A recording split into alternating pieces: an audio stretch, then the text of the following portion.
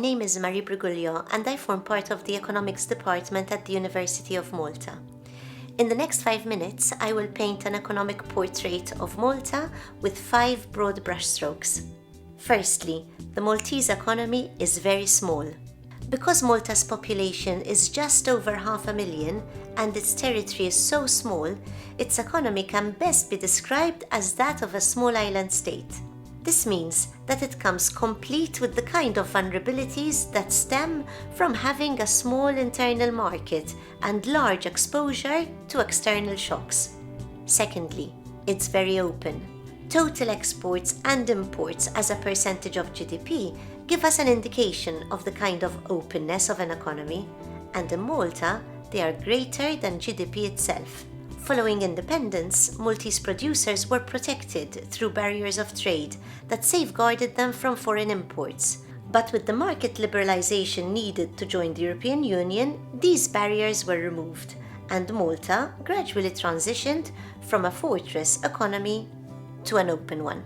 Thirdly, it's seen changes. The Maltese economy underwent radical changes in the composition of its various economic sectors since independence, and its workforce was quick to adapt.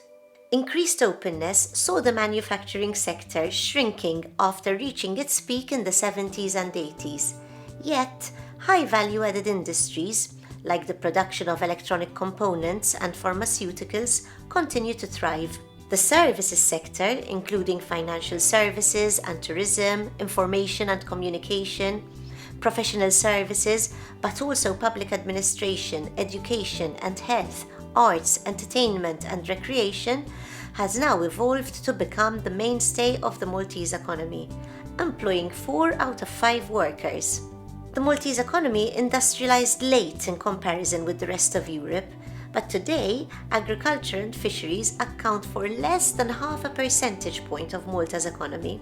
The role of the state has also changed over time, from direct involvement in the production and provision of several goods and services to one which focuses on capital projects needed to meet European Union targets and to provide a comprehensive welfare system that respects European Union laws.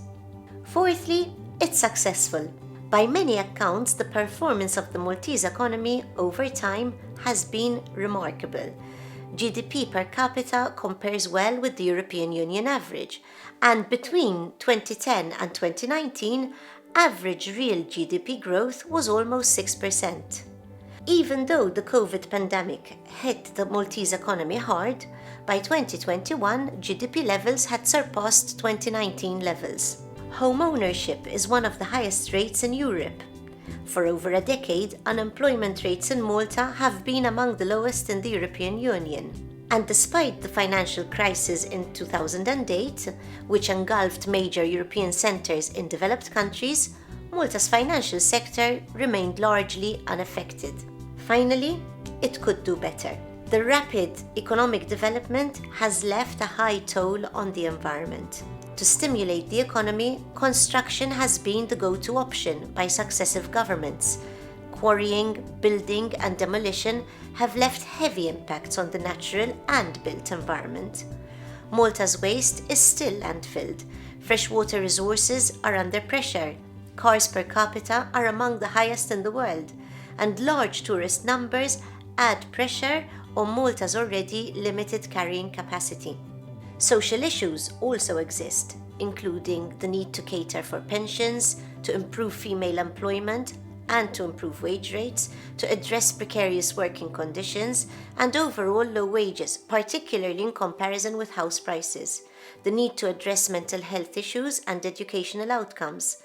Tax harmonization presents new challenges. In conclusion, moving from a linear to a circular economy, from development to sustainable development, from growth to well-being for all, could be described as the key challenges of our time.